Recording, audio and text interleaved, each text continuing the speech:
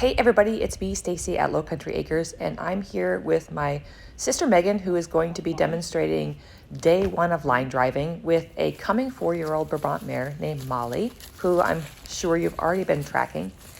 Now, it's day 4 of training. Molly has already been through the sort of introduction to halter and ground leading, which includes an introduction to G, which is a right turn, ha, which is a left turn, back, and walk on. And now we're going to put her between the lines. So to introduce Molly to that, I use a surcingle with long lines attached to the halter. I won't introduce the bit or blinders for another couple of weeks because I just want her to concentrate on the verbal commands and being able to move forward without somebody there to guide and lead her. So if you watch Megan, she is demonstrating how we keep loose lines and we try offering verbal commands first before applying any other prompts.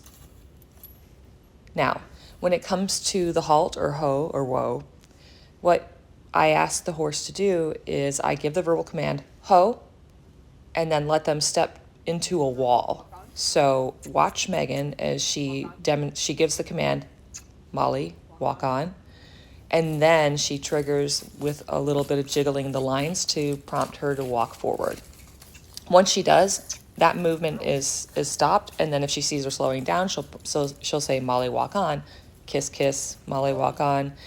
And then now she'll say, Molly, ho, and let her walk into the wall of pressure. And that's when Molly stops.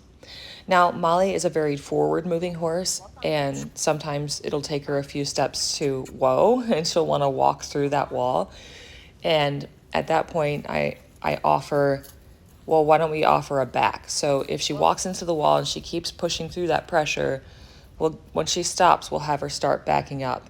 And that will get her to stop a little bit more prompt.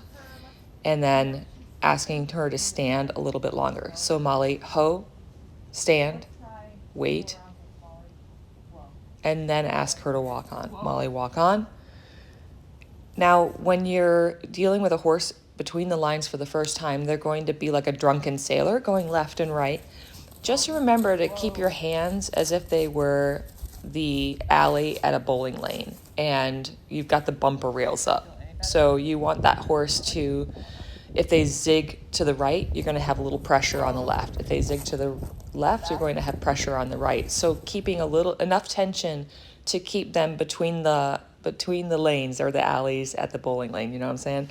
So the other thing is, as long as you're moving forward in some direction, that is progress. And what you want to concentrate on is progress, not perfection. The horse on day one is not going to know what you're asking them until you develop the answer.